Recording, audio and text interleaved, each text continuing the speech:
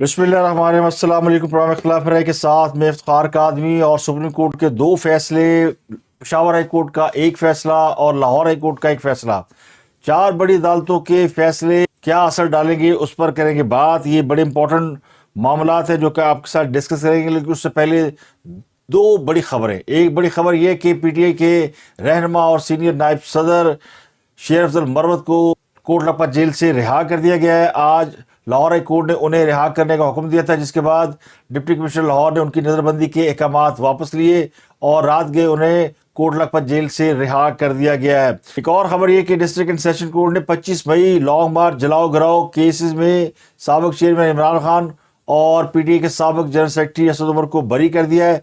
इमरान खान और असद उमर के खिलाफ थाना कोराल में मुकदमा दर्ज था और पिछले साल 25 मई को इमरान खान साहब आर्मी चीफ की तकर्री से पहले इस्लामाबाद की तरफ लॉन्ग मार्च करने निकले थे। दो लॉन्ग मार्च उन्होंने किए थे, जिनमें एक 25 मई वाला लॉन्ग मार्च था। इसके दौरान भी इस्लामाबाद में तोड़फोड़ हुई, जलाओ गिराव हुआ, दरख्त जला दिए गए। तो अदालत ने इमरान खान को डी चौक पर जाने से रोक दिया था, जिसके बाद उन्होंने वापसी का सफर इख्तियार किया, लेकिन उनके खिलाफ मुकदमा दर्ज था। तो इस केस में आज उन्हें बरी कर दिया गया। तो ये दो खबरें पीटीआई के हक में अच्छी है कि शेर अफजल मरवत रिहा हो गए, इमरान खान ने केस में बरी हो गए, लेकिन उनकी अभी जान नहीं छूट रही। इलेक्शन कमीशन ने इंट्रा पार्टी जो इलेक्शन है उसके हवाले से केस की समाअत की और फैसला महफूज कर लिया, जिसके बारे में गुमान ये किया जा रहा है और तासुर ये मिल रहा है, खुद पीटीआई के वकला ये बता रहे हैं, बल्कि अदालत में मान रहे हैं कि उन्होंने इलेक्शन आइन और कानून के मुताबिक नहीं कराया।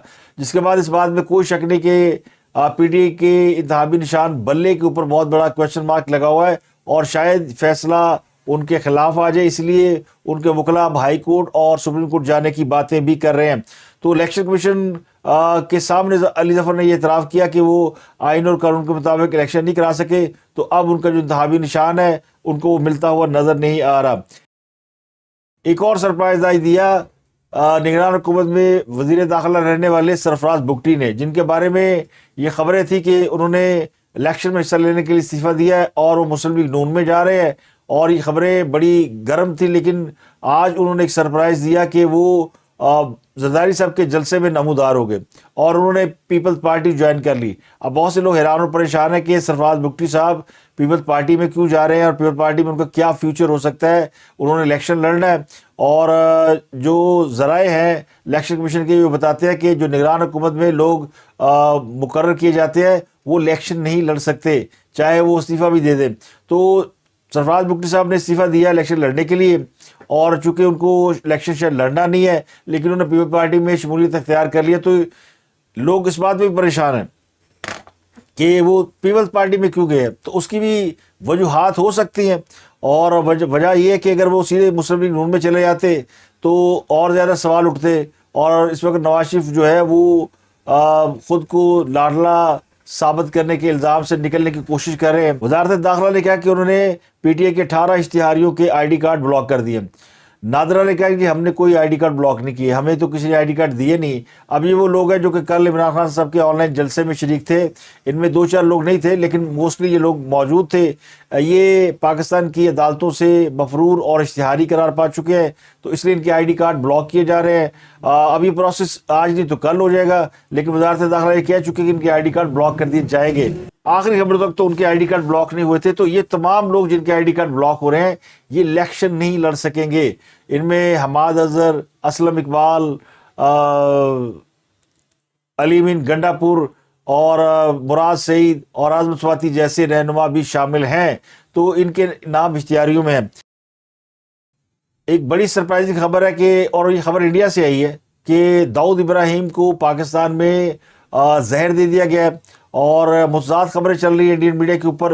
दाऊद इब्राहिम जो है वो बॉम्बे धमाकों में इंडिया को मतलूब है और बड़े अरसे से वो इंडिया से बाहर है, और इंडियन मीडिया और इंडियन खुफिया एजेंसी ये पाकिस्तान पर ये इल्ज़ाम लगाते रहे कि दाऊद इब्राहिम पाकिस्तान में पनाह लिए हुए हैं।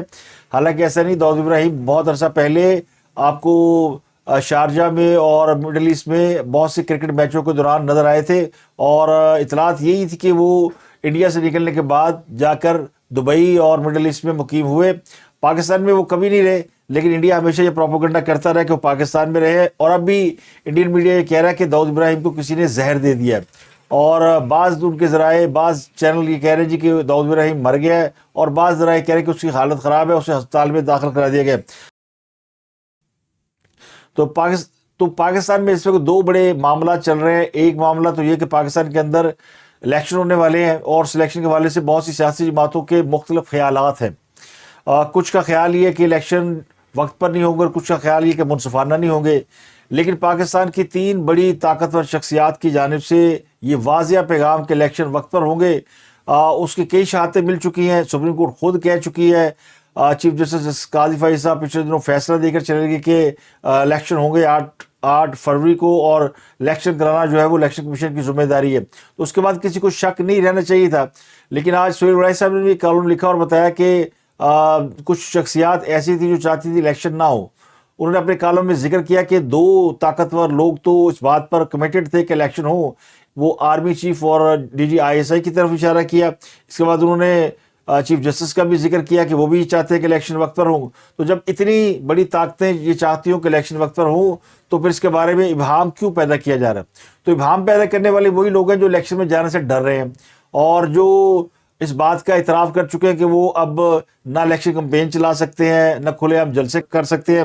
کل ہم نے ایک جلسہ دیکھا، اور وہ جلسہ اس کا تذکرہ میں نے کیا، لیکن چونکہ اس کے بعد بھی جلسہ جاری رہا تو میں اس کے اوپر کوئی بات کر نہیں سکا، لیکن وہ جلسہ دیکھ کے مجھے ابھی تک جو ہے نا سمجھ لیں کہ میں صدمے میں ہوں۔ مجھے سمجھ نہیں آئی، اور میں وہ الفاظ ڈھونڈ رہا ہوں کہ کس طریقے سے میں اسے بیان کروں کہ پاکستان کی ایک بڑی سیاسی جماعت نے کس طرح اپنے لوگوں کو دہشت گردوں کی، گنڈوں کی اور موالیوں کے صف میں کھڑا کر دیا۔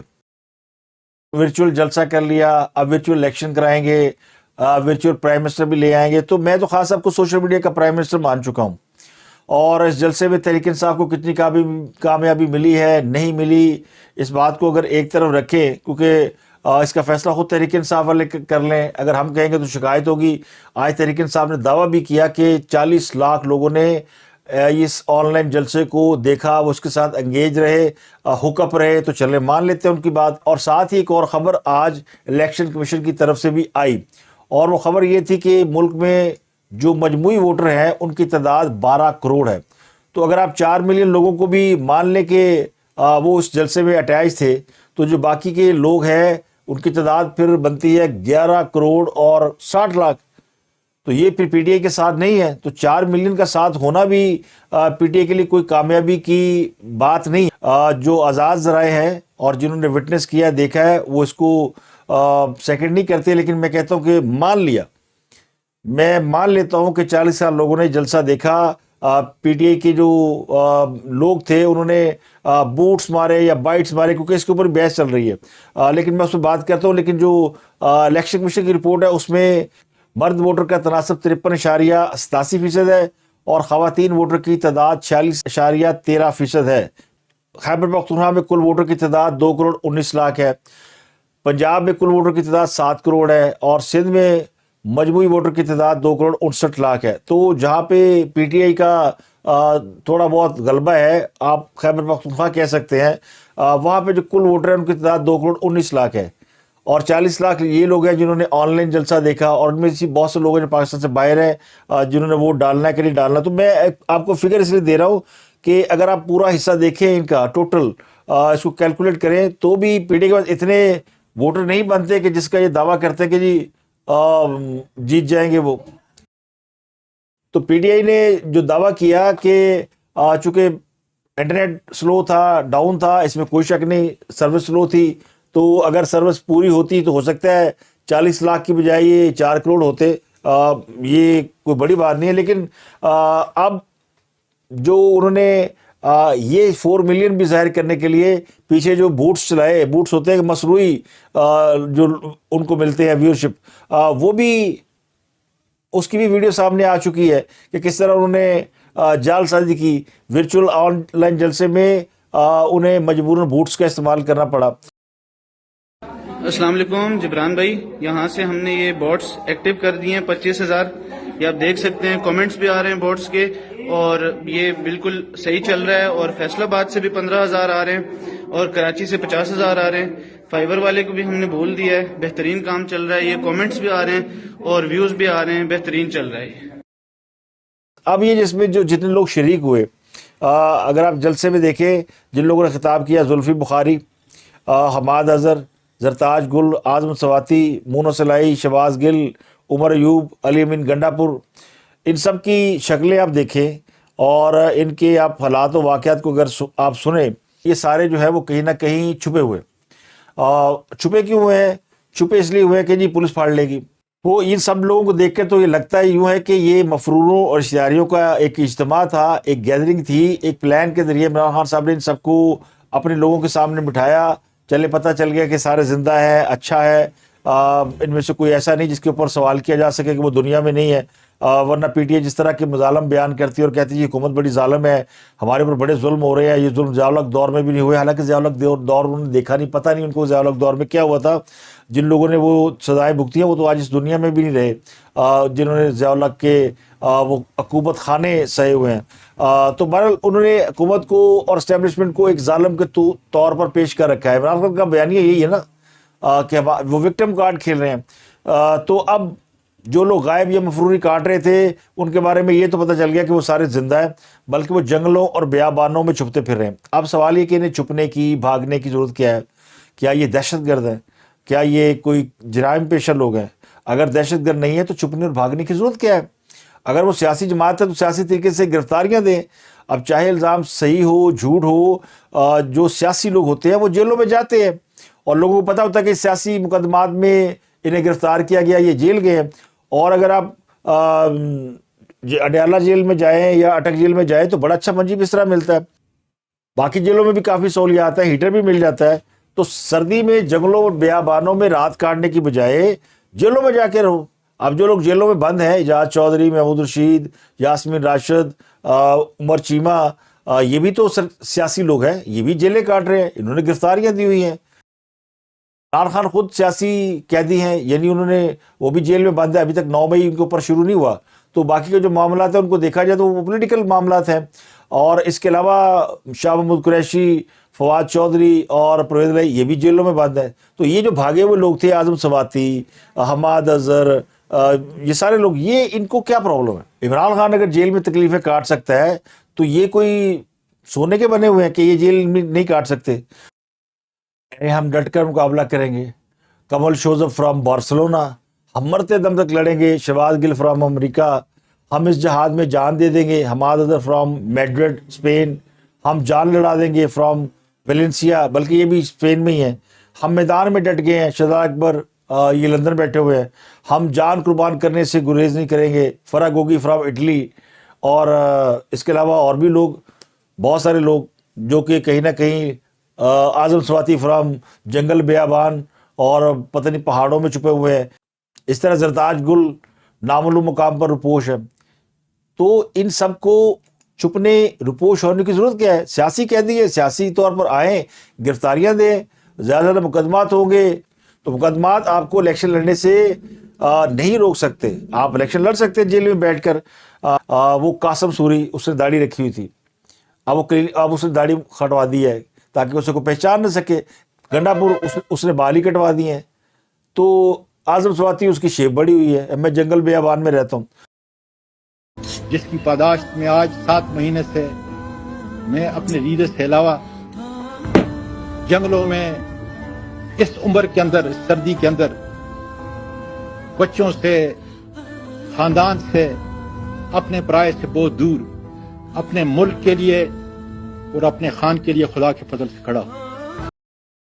لگتا یوں ہے کہ عمران خان نے ان سب کو, جو یہ پڑھے لکھے لوگ تھے, ان کو دہشت گرد بنا دیا. جس طرح کراچی میں بڑے بھائی نے, الطاف بھائی نے, مہاجروں کو اس لائن پر لگا دیا کہ ان کی 2 نسلیں قربان کر دی گئیں. یو پی سی پی کے, لکھنؤ کے, دلی کے, آگرہ کے پڑھے لکھے لوگ, ان کی اولادوں کو انہوں نے آزادی حاصل کرنے پہ لگا دیا. میں کون سی آزادی؟ بڑے بوڑھے انڈیا سے آزاد ہو کر پاکستان آئے تھے, یا ان کو لگا دیا گیا کہ ہمیں اور آزادی چاہیے؟ اور انہیں بھی ایک کلٹ لیڈر نے ورگلایا. نوجوان نسل ایک نہیں 2 نسلیں الطاف حسین کے دور میں برباد ہوئی ہیں. بے شک کسی کو یہ اچھا لگے یا برا لگے، لیکن یہ ہوا ہے. بانیان پاکستان کی اولادوں کو دہشت گرد قرار دلا دیا گیا. اور یہ کرنے والے کون تھے؟ وہ آج لندن میں بیٹھے ہیں. تو مہاجر بچوں کے ذریعے ریاست کے خلاف جو فتنہ برپا کیا گیا، اس کا نتیجہ کیا نکلنا تھا؟ لاشیں گرنی تھی. اور ان کا قصور یہ تھا کہ وہ ایک لیڈر کے ورگلانے میں آگے تھے. تو اب بھی ایک اور نسل ہے، ایک اور پارٹی ہے، وہ بھی اس راستے پہ لگی ہوئی ہے. تو مہاجر ماؤں کو تو سمجھ آ گئی ہوگی جنہوں نے اپنے بچے گوا دیے اور 2 نسلیں ان کی قبرستان میں جاس ہوئی اور ان کے ہاتھ کچھ نہیں آیا.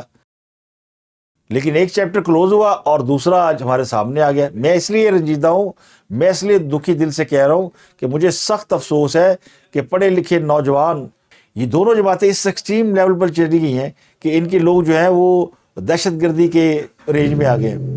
آج چیئرمین پی ٹی آئی گوہر خان بھی انٹرویو دے رہے تھے حامد خان کو، کہنے لگے کہ ہمارے لوگ تو بھاگے ہوئے ہیں اور وہ جمعہ نہیں پڑھ سکتے تھے. بھائی جیل جائے نا، جمعہ بھی پڑھے.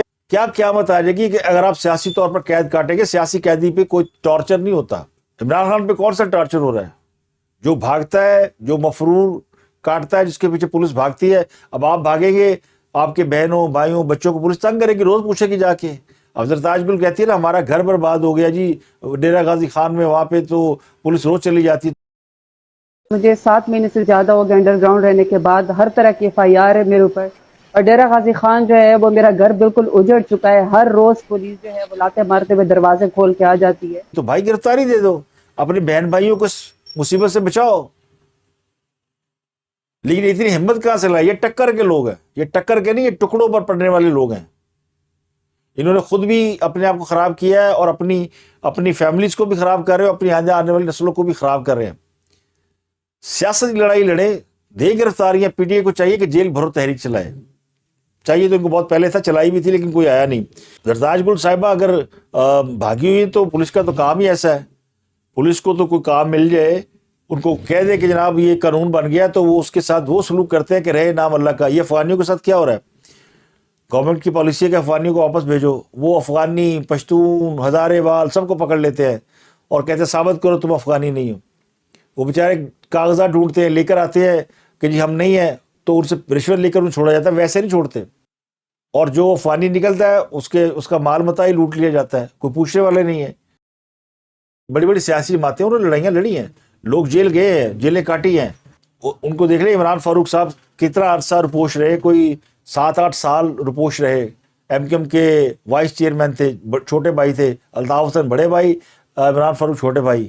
اور عمران فاروق جو ہے وہ کراچی میں ہی رہا، اور یہ جو ان کا نیٹ ورک تھا جو کہ ریاست کے ساتھ لڑ رہا تھا، اس کو وہ لیڈ کرتے تھے. 6-7 سال کی مفروری کاٹ کے وہ انگلینڈ چلے گئے. وہ جو 6-7 سال کراچی میں قتل و غارت ہوئی، ان کے ہاتھ کیا آیا؟ خود وہ انگلینڈ گئے اور قتل ہو گئے. تو یہی انجام ہوتا ہے. تو الطاف حسین اور عمران خان کی سیاست کو آپ دیکھیں تو الطاف حسین والا سکہ گھس گیا، وہ سائڈ گھس گئی ہے، اور دوسری جو سائڈ ہے عمران خان والی وہ ہمیں گھستی ہوئی نظر آ رہی ہے. اس لیے میں بار بار کہتا ہوں کہ لیڈر کا کام ہوتا ہے راستہ نکالنا اور لوگوں کو بھٹکنے سے بچانا. خاص سب کو چاہیے تھا کہ یہ سب کام کرتے. زرداری صاحب نے بھی 11 سال جیل کاٹی، نواز شریف نے کئی بار جیل کاٹی ہے. جو جیل میں نہیں بھیجنا چاہیے اور کسی کو کسی کے خلاف انتقامی کارروائی نہیں کرنی چاہیے، مگر پاکستان کی سیاست کا چلن ہی ایسا ہے. ویسے دنیا بھر میں ایسا ہوتا ہے. انڈیا میں آپ دیکھ لیں، وہاں بھی اپوزیشن کو اٹھا کے جیل میں ڈال دیتے ہیں. آج ان کی کوئی لوک سبھا ہے، وہاں پہ کسی نے سیکورٹی کے اوپر سوال اٹھایا، 60-62 اراکین اسمبلی کی رکنیت ہی معطل کر دی. دنیا کی سب سے بڑی جمہوریت ہے. اس لیے میں کہتا ہوں کہ لیڈر کا کام ہوتا ہے راستہ نکالنا، کبھی 2 قدم آگے جانا، کبھی 4 قدم پیچھے ہٹ جانا. جو لوگ آج نواز شریف کو یہ تانے دے رہے ہیں نا کہ بدل گیا ہے اور وہ لیٹ گیا ہے اور اسٹیبلشمنٹ کا لاڈلا بن گیا ہے، تو ووٹ کو عزتوں کا نعرہ اس نے بیچ دیا ہے. بھائی نواز شریف نے راستہ نکالا ہے، ورنہ نواز شریف جو دیوار کے ساتھ لگے ہوئے تھے. نواز شریف کی جماعت، نواز شریف کے لوگ تو پس رہے تھے، تو انہوں نے راستہ نکال لیا نا، اپنے لوگوں کو بھی سیو کر لیا، خود بھی سیو ہو گئے. اب سیاست ہے تو یہ عقل مندی اور دانش مندی ہے، یہی کام ہوتا ہے. اور سیاست اسی کا نام ہے. سیاست کا جسے کہتے ہیں نا، وہ ہوتا ہے ناممکنات کو ممکنات کر کے دکھانا. سہیل وڑائی صاحب نے ایک کالم لکھا ہے اور انہوں نے لکھا ہے جی کہ جو اداروں کے داد و شمار ہے کہ الیکشن کون جیتے گا اور کیا رپورٹ ہے. انہوں نے لکھا جی کہ مسلم لیگ نون جو ہے وہ 80 سے 90 سیٹیں پنجاب میں لے سکتی ہے آؤٹ آف 141، اگر ووٹر ٹرن آؤٹ شرح اچھی رہی، اور اگر کم ہوئی تو پھر وہ بھی 60 سے 70 سیٹیں لے سکتے ہیں، نوجوان ووٹر جو ہے وہ باہر نکل سکتا ہے۔ اور اس بار جو الیکشن میں جو خدشہ ہے نا، کیونکہ یہ الیکشن اس وقت کافی ڈفرینٹ ہو رہے ہیں، سائلنٹ ووٹر جو ہے، جو کہ عمران خان صاحب کی حمایت کے لیے نہیں نکل رہا، بول نہیں رہا، وہ اچھا بیٹھا ہے الیکشن ہو تو ہم آ کے ووٹ ڈالیں گے اور تبدیلی لے آئیں گے۔ تو یہ بات ویسے جمع خاطر رکھنی چاہیے کہ الیکشن جب بھی ہوں گے یقینی طور پر 8 فروری 2024 کو، تو اس کی اسیسمنٹ اس سے پہلے مکمل طور پر ہو چکی ہوگی۔ یہ کوئی خام خیالی ہوگی کہ جی الیکشن جو ہے وہ بلائنڈ ہوگا، یعنی اس دن پتہ چلے گا کون جیتا کون ہارا، تو میں اس پہ اتفاق نہیں کرتا۔ میری رائے قطر مختلف ہے کہ اگر ایسی کوئی صورتحال ہوئی کہ جس میں یہ لگا کہ پی ٹی آئی جیت سکتی ہے، سویپ کر سکتی ہے، تو الیکشن نہیں ہوں گے۔ سپریم کورٹ نے آج 2 فیصلے دیے، جس میں ایک انہوں نے حلقہ بندیوں کے حوالے سے کیس تھا بلوچستان کا، انہوں نے وہ کیس جو ہے وہ سنا اور کہا کہ اب ہم حلقہ بندیوں کے اوپر بات نہیں کر سکتے۔ بلوچستان ہائی کورٹ کا فیصلہ رد کر دیا گیا اور یہ کہا کہ یہ جو حلقہ بندی والا معاملہ نا، یہ اب نہیں سنا جا سکتا، اگر الیکشن نہ ہوتا تو ہم یہ سن لیتے۔ تو اس کا مطلب ہے کہ سپریم کورٹ اپنے فیصلے کے اوپر قائم ہے۔ اچھا، اسی سے ریلیٹڈ پشاور ہائی کورٹ نے بھی ایک فیصلہ آج محفوظ کیا۔ پی ٹی آئی نے درخواست دی تھی کہ الیکشن جو ہے وہ عدلیہ کی زیر نگرانی کرائے جائے، ہمیں جو ہے وہ الیکشن جو ہے وہ بیوروکریسی کے ماتحت قبول نہیں ہے۔ اچھا، اس پہ سپریم کورٹ اپنا فیصلہ دے چکی ہے کہ الیکشن جو ہے وہ بیوروکریسی کرائے گی اور 8 فروری کو ہوں گے، لیکن پشاور ہائی کورٹ نے پی ٹی آئی کی درخواست کو نہ صرف انٹرٹین کیا ہے بلکہ اس پر فیصلہ محفوظ کر لیا کہ یہ قابل سماعت ہے یا نہیں ہے۔ ساتھ ہی انہوں نے کہا کہ الیکشن نہیں ملتوی ہوں گے، لیکن ایک سیاسی جماعت کے ساتھ اگر یہ سلوک ہو رہا ہے کہ ان کو لوگ پکڑے جا رہے ہیں، گرفتاریاں ہو رہی ہیں، تو پھر یہ الیکشن فری اینڈ فیئر کیسے ہو سکتے ہیں؟ تو پشاور ہائی کورٹ کے جو چیف جسٹس ہیں ان کے ریمارکس پی ٹی آئی کے حق میں جاتے ہیں۔ تو chief justice Peshawar high court ہے محمد ابراہیم خان، انہوں نے کہا کہ اگر ایک پارٹی کے لوگوں کو گرفتار کریں گے تو کیا ایسے حالات میں الیکشن ہوں گے؟ ڈپٹی کمشنر بار بار ایم پی آرڈر جاری کریں تو کیا اس بات کی کیا گارنٹی کہ وہ اب تبدیل ہو جائیں گے؟ وکیل الیکشن کمیشن نے جواب دیا کہ ایک پارٹی بار بار خلاف ورزی کر رہی ہے، اس وجہ سے انتظامیہ 3 ایم پی او کے تحت آرڈر جاری کرتی ہے سپریم کورٹ کو، تو الیکشن کمیشن پر پورا اعتماد ہے۔ چیف جسٹس نے کہا کہ ہمیں بھی اعتماد ہے، لیکن صرف یہ بتا دیں کہ اگر اس پارٹی کا امیدوار کاغذات جمع کرانے کے لیے آتا تو اس کے ساتھ ویسے برتاؤ کیا جائے گا جیسا دوسری پارٹی کے ساتھ ہوتا ہے۔ ایڈیشنل اٹارنی جنرل نے بتایا کہ 3 ایم پی او کا بیک گراؤنڈ 9 مئی کے واقعات ہے۔ اس پر چیف جسٹس نے کہا کہ 9 مئی تو گزر گیا، اب کیا وجوہات ہے کہ روزانہ 3 ایم پی او کے تحت آرڈر ہوتے ہیں؟ تو وکیل جے یو آئی وہ بھی اس کیس میں فریق بننے کے لیے انہوں نے درخواست دی، انہوں نے کہا کہ وہ الیکشن کمیشن کے وکیل سے اتفاق رکھتے ہیں۔ تو جسٹس شکیل احمد نے کہا کہ آپ تو فریق نہیں، ہم آپ کو کیسے سنیں؟ یہ تو پرائے کی شادی میں دیوانے والی بات ہوگی۔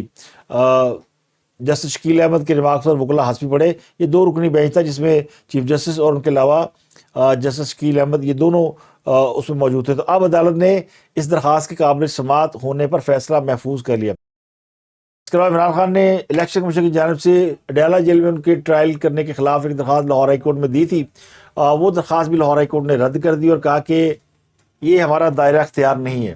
تو اب تک کے لیے اتنا ہی، آپ سے ملاقات ہوتی ہے اگلے ولاگ میں۔ اپنا گرد و نواح کے لوگوں بہت خیال۔